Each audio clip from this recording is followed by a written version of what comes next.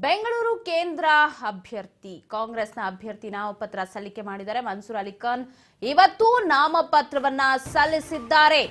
ಬೆಂಗಳೂರು ಕೇಂದ್ರ ಕಾಂಗ್ರೆಸ್ ಅಭ್ಯರ್ಥಿ ನಾಮಪತ್ರ ಸಲ್ಲಿಕೆ ಮಾಡಿದ್ದಾರೆ.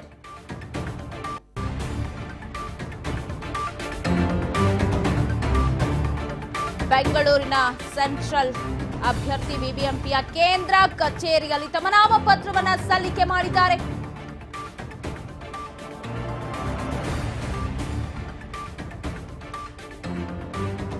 ಕಾಂಗ್ರೆಸ್ ಅಭ್ಯರ್ಥಿ ಮನ್ಸೂರ್ ಅಲಿ ಖಾನ್ ನಾಮಪತ್ರ ಸಲ್ಲಿಸಿದ್ದಾರೆ. ಬಿಬಿಎಂಪಿ ಕೇಂದ್ರ ಕಚೇರಿಗೆ ತೆರಳಿ ನಾಮಪತ್ರವನ್ನ ಸಲ್ಲಿಸಿದ್ದಾರೆ.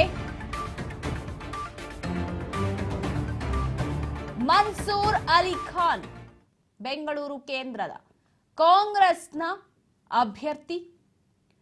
ನೋಡಬಹುದು ನೀವು, ಮೆರವಣಿಗೆಯಲ್ಲಿ ಹೋಗಿ ಬೆಂಬಲಿಗರ ಜೊತೆಗೆ ನಾಮಪತ್ರವನ್ನ ಸಲ್ಲಿಕೆ ಮಾಡಿದ್ದಾರೆ. ರಿಜ್ವಾನ್ ಅರ್ಷದ್ ಅವರು ಕೂಡ ಅವರಿಗೆ ಸಾಥ್ ಕೊಟ್ಟಿದ್ದಾರೆ. ಗಮನಿಸಬಹುದು, ಬೆಂಗಳೂರು ಸೆಂಟ್ರಲ್ ಅಭ್ಯರ್ಥಿ ಲೋಕ ಚುನಾವಣೆಗೆ ಅಣಿಯಾಗ್ತಾ ಇದ್ದಾರೆ. ಚುನಾವಣಾ ಕಣ ರಂಗೇರ್ತಾ ಇದೆ. ನೀವು ದೃಶ್ಯದಲ್ಲಿ ಗಮನಿಸ್ತಾ ಇದ್ದೀರಾ. ಸುರ್ಜೇವಾಲಾ, ರಿಜ್ವಾನ್ ಅರ್ಷದ್, ಸಲೀಂ ಅಹಮದ್ ಸೇರಿದಂತೆ ಕಾಂಗ್ರೆಸ್ನ ನಾಯಕರು ಸಾಥ್ ಕೊಟ್ಟಿದ್ದಾರೆ.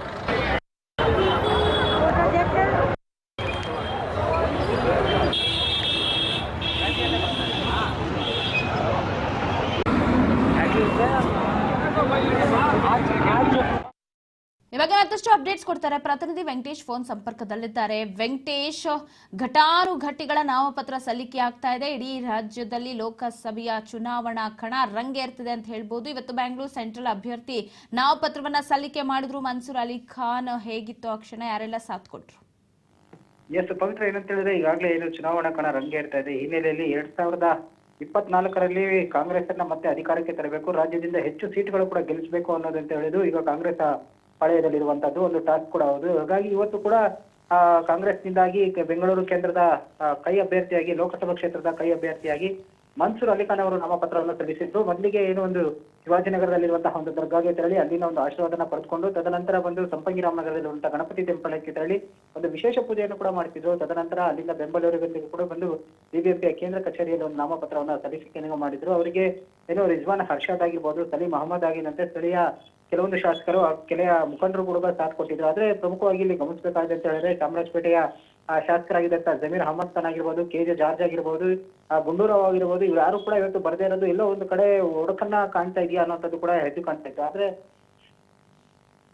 ಕೆಲವೊಂದು ಜನ ಇಲ್ಲಿ ಬಂದಿದ್ರು. ತದನಂತರ ಕೂಡ ಅದನ್ನ ಈಗಾಗಲೇ ಏನಂತ ಹೇಳಿ ಈ ಒಂದು ಕಾರ್ಯಕ್ರಮಕ್ಕೆ ಹಲವು ಭಾಗಗಳಲ್ಲೂ ಕೂಡ ಇನ್ನು 2 ಭಾಗಗಳಲ್ಲೂ ಕೂಡ ನಾಮಪತ್ರ ಸಲ್ಲಿಕೆ ಇತ್ತು. ಹಾಗಾಗಿ ಅಲ್ಲಿಗೆ ಕೂಡ ನಾಯಕರು ತೆರಳಿದ್ದಾರೆ ಅಂತ ಹೇಳಿ ಏನು ಈಗಾಗಲೇ ನಾಮಪತ್ರವನ್ನು ಸಲ್ಲಿಕೆ ನಂತರ ಇಲ್ಲಿನ ಸ್ಥಳೀಯ ರಾಜಕಾರಣಿಗಳಾಗಿರ್ಬೋದು, ಒಂದು ಸ್ಥಳೀಯ ಮಟ್ಟದಲ್ಲಿ ಬೂತ್ ಕಾರ್ಯಕರ್ತರಾಗಿರಬಹುದು, ಎಲ್ಲರೂ ಕೂಡ ಅದಕ್ಕೆ ಸಾಥ್ ಕೊಟ್ಟಿದ್ದಾರೆ. ಒಳ್ಳೆ ಬೆಂಬಲ ಇದೆ. ಹೀಗಾಗಿ ಬಾರಿ ಗೆಲ್ಲುವ ವಿಶ್ವಾಸ ಕೂಡ ನನ್ನದೇ ಅಂತ ಹೇಳಿ ಕೂಡ ಒಂದು ಮನ್ಸೂರ್ ಅಲಿ ಖಾನ್ ಅವರ ಒಂದು ವಿಶ್ವಾಸವನ್ನು ವ್ಯಕ್ತಪಡಿಸಿದ್ರು. ಅಂದ್ರೆ ಈಗಾಗಲೇ ಏನು ಕಳೆದ ಮೂರು ಬಾರಿ ಕೂಡ ಸಿ ಮೋಹನ್ ಅವರು ಇಲ್ಲಿ ಜಯಗಳಿಸಿ ಲೋಕಸಭೆಗೆ ಹೋಗಿದ್ದಾರೆ. ಯಾವತ್ತೂ ಕೂಡ ಕ್ಷೇತ್ರದ ಒಂದು ಅಭಿವೃದ್ಧಿಗೆ ಬೇಕಾದಂತಹ ಏನಿದೆ ಅದನ್ನು ಯಾವುದನ್ನು ಕೂಡ ಮಾಡ್ತಾ ಇರಲಿಲ್ಲ. ಕೇವಲ ಇಲ್ಲಿಂದ ಗೆದ್ದು ಹೋಗಿದ್ದಾರೆ ಅಷ್ಟೇ. ಅಂದ್ರೆ ಕೆಲವೊಂದಷ್ಟು ಜನಕ್ಕೆ ಸಂಸದರು ಯಾರು ಅನ್ನೋದು ಕೂಡ ಗೊತ್ತಿಲ್ಲ. ಸೊ ಈ ಹಿನ್ನೆಲೆಯಲ್ಲಿ ಇಂತಹ ಸಂಸದರನ್ನು ನಾವು ಏಕೆ ಆಯ್ಕೆ ಮಾಡಿದ್ವಿ ಅನ್ನೋದು ಕೂಡ ಇಲ್ಲಿನ ಜನಕ್ಕೆ ಸಾಕಷ್ಟು ನೋವಿದೆ. ಸೊ ಈ ಬಾರಿ ಅದು ಕೂಡ ಚೇಂಜಸ್ ಆಗ್ತದೆ.